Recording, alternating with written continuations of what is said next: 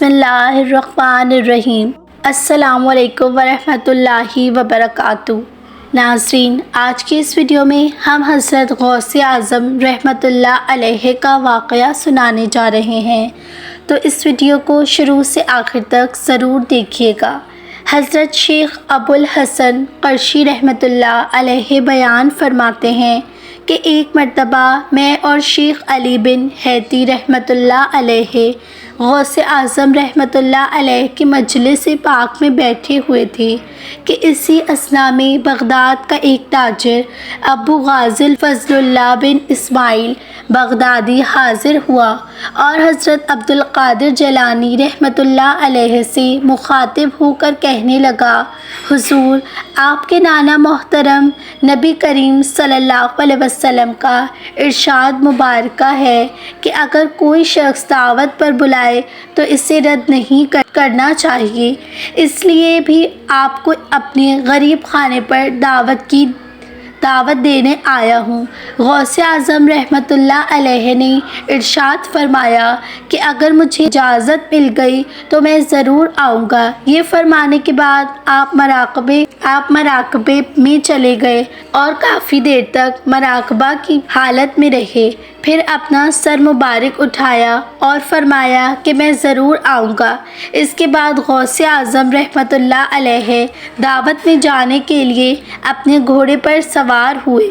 हज़रत शेख अली रहमतुल्लाह अलैहि ने दाएं तरफ से रकाब थामी हुई थी, जबकि मैंने बाएं जानिब से रकाब को थाम रखा था।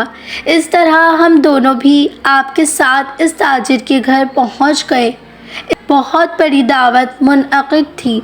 इस दावत में बगदाद के मशहूर मशाइख़ अज़ाम को भी मदऊ किया गया था और वो तमाम वहाँ पर मौजूद थे। इसके अलावा उलमा कराम की एक बहुत बड़ी तादाद और हुकूमत की चीदा अफराद भी मौजूदा थे। जब गौसे आज़म रहमतुल्लाह अलैहि वहाँ पर पहुँचे तो साहब खाना ने बड़ी इज़्ज़त अफ़ज़ाई की और आपके सामने दस्तरख़्वान बिछा दिया गया। दस्तरख़्वान पर अनवा इक़साम के खाने और दूसरी तरफ कोने में एक बहुत बड़ा टोकरा पड़ा हुआ था।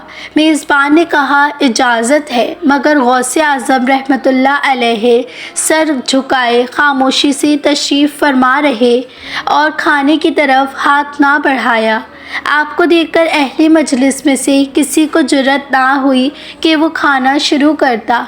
तमाम अहले मजलिस पर खामोशी तारी थी।